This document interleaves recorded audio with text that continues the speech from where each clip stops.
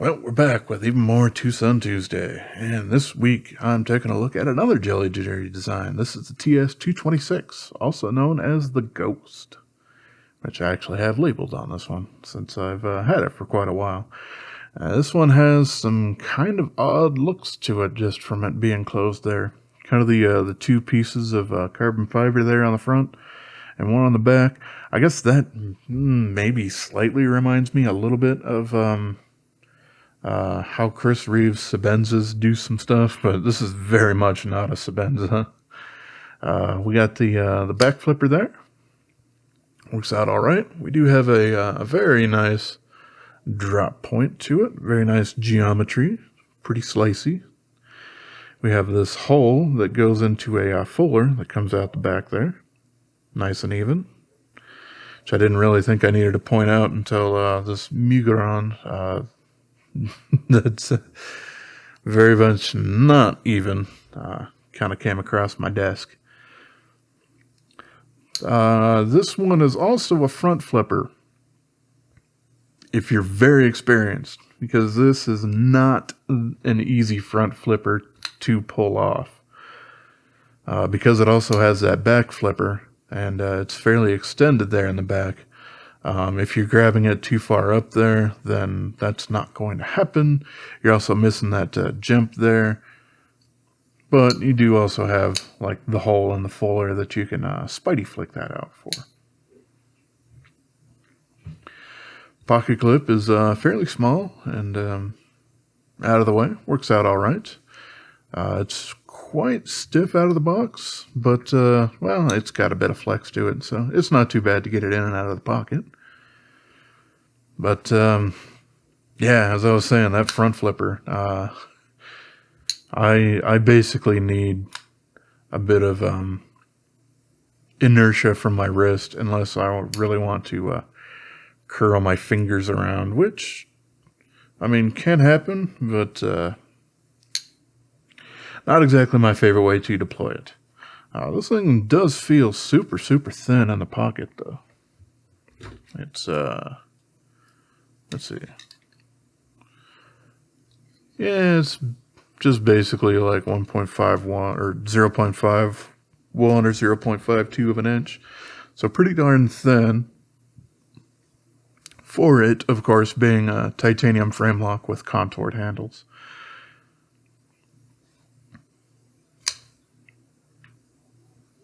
Pretty interesting design. I do really like these blade shapes. I do think they're really, really useful. You know, having a fairly straight back and then a that drop point that happens, you know, in the last third or quarter of the blade rather than starting from the halfway point or whatever. I just think ends up working out better for a lot of the ways that I end up cutting. Especially when I start my cuts usually on the belly of something like that, because it gives me just a little bit more leverage from the direction that the blade is pointing in, and then I can finish it out the rest of the way. But yeah, as I was saying with the thinness, you can actually feel that in here. It does feel a little bit thinner than some other models of his. Even though it's not actually all that much thinner than a lot of the other ones, it does feel much more sleek. It's kind of interesting. Frame lock works all right. No problems there. This one also has a fairly late detent to it. Generally, you're over it by the time it actually hits your thumbnail. So for the people who use that for a reference, then you know, you're pretty much good to go there. Whereas the one I took a look at last week, the TS219, that detent is super duper late. So even if it's hitting your thumbnail there, you're not over it. So that one doesn't really succumb to any of that. So that's nice to see. Okay. Let's see. Let's go ahead and do some comparisons here. Here's PM2. Here's rat number 1.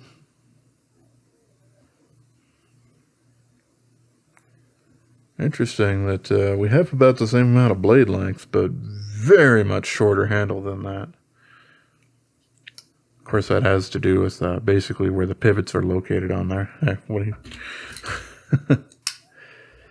Okay, so there's the Manix 2XL and the Benchmade 940.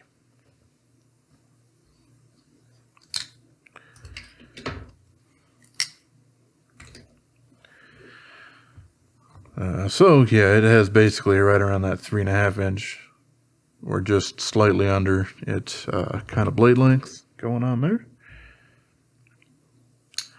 Don't remember the weight, so we will go ahead and do that. I really just should have written these down. I usually do ahead of time, or at least I've started, but forgot about it in these particular cases, but that's okay.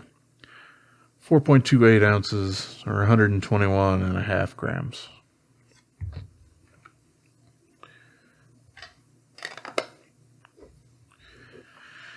All right, so we can take a little peek under the covers.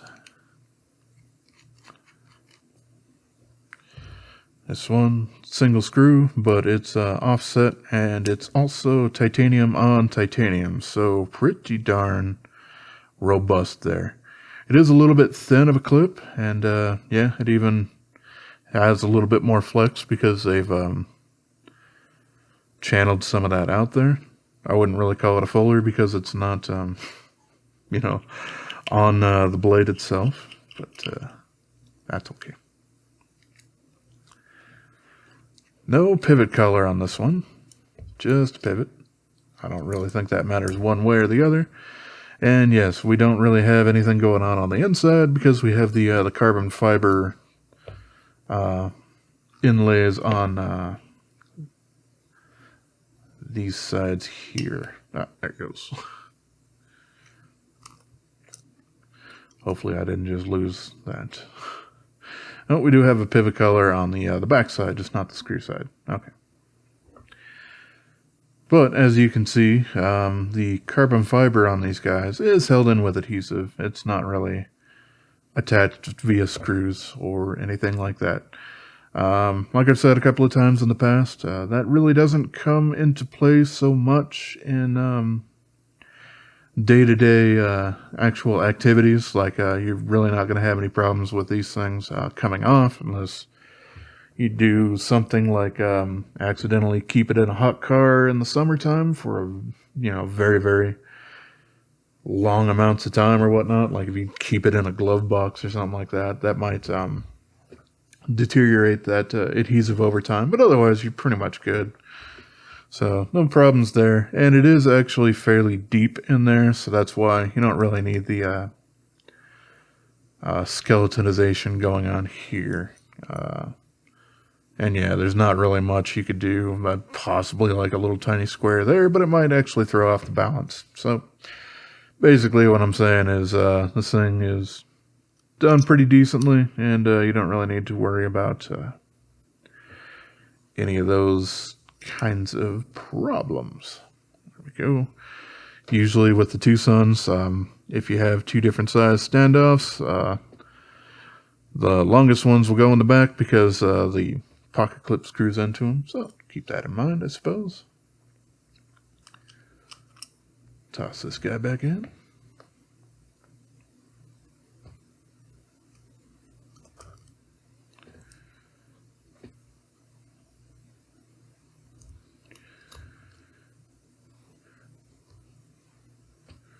You can see that the blade stop on this one is a pen that goes through the titanium. It's not integrated into the blade.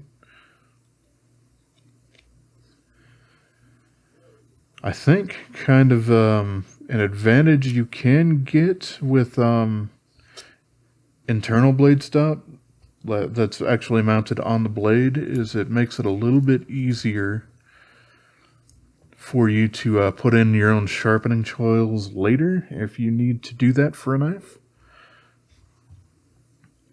That's a little bit of an advantage for having an internal blade stop, but as far as the actual integrity and functionality of the knife on a daily basis, yeah, no problems. No differences going on there. They're both quite strong, unless you do something, implement something a little wrong, which has happened on some knives from time to time, where a blade stop pen is way too far up on some kind of softer steel that can let it flex a little bit.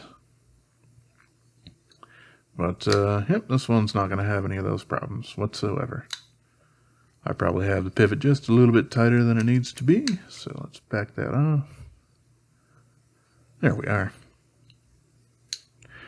Yeah, so you've seen probably throughout the video that it looks like I got some fuzz and whatnot on the the edge of the blade there. And no, that's a rash from sharpening. Unfortunately, this one I did play around with a little bit with the KME, and I got bit for it. I think a lot of that has to do with a lot of times if I break out the KME, it's because I'm looking for the very, very aggressive stones, like the 50, the Beast, and the 140, and those are very prone to doing that, even after I've used them for quite a while. So unfortunately, that happened to this one. Doesn't hurt its cutting performance or anything like that, but yeah, it's probably a little ugly if someone's looking for something to admire and gawk at or whatnot. But obviously, if I don't like that, I can always stonewash the blade, and that does get rid of a lot of that stuff anyway. So.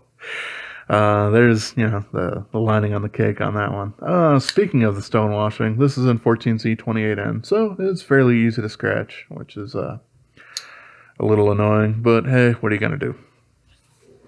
At least, well, you can stonewash it. That's what you can do. But yeah, this is a 226 Ghost. I think this was probably Jelly Jerry's first, or one of his first attempts at a front flipper, and it's not exactly the best implementation of one, unfortunately, but everything else about the knife is quite nice, and you don't really need to front flip it because you have a bevy of other ways to deploy the knife otherwise. So yes, that is basically all I wanted to cover here. So yeah, pretty nice knife. This one has been around for quite a while. A little bit up towards the top. The blade is a little bit more exposed than I would personally like. It's not something I can really get my finger in there unless I'm really digging in to try to slit myself. But hey, what are you going to do? This is a little bit less egregious than some others. Also, I want to apologize for the ugliness that is this stupid cut here. I did something stupid a little while back. By the time this actually goes up, because I'm filming a couple of them, just to make sure that I get some stuff all ready to go for the holiday season in case I have some stuff that comes up. But yes, essentially I had this Megalodon Valona clamped onto my VME, and had that sitting on the couch because I was doing something else. I had a beverage behind it, and essentially right in the middle of the sharpening process, I backhanded the blade from like here to here, and yeah, it cut down to the bone. That was really stupid, but and I'm paying for it. It's an annoying thing. It actually, from here, looks like it might be a little bit infected, but that's mostly because it kind of looks that way after using some liquid bandage instead of using a standard bandage. Every day or day and a half or so, I'll clean all of that off to reapply it, and yeah, it's perfectly fine. It's going to leave a stupid scar, but it was me being stupid, so hey, what are you going to do? It also didn't help that this was in the middle of being sharpened, so it was a lot more jagged than it would otherwise be. So that's probably why it actually hurt as much as it did once that happened. Oh well. But yes, so for whatever reason, yeah, I've cut myself. That's probably going to be visible for a while. It is what it is, unfortunately. But okay. Well, as always, back to this particular guy. This is a TS226 Ghost. It's a pretty neat little knife. Not my absolute favorite from Jelly Jerry, but still a pretty darn good knife nonetheless. So, alright, as always, I appreciate y'all for watching, and have yourself a wonderful rest of your day, yo. Subscribe.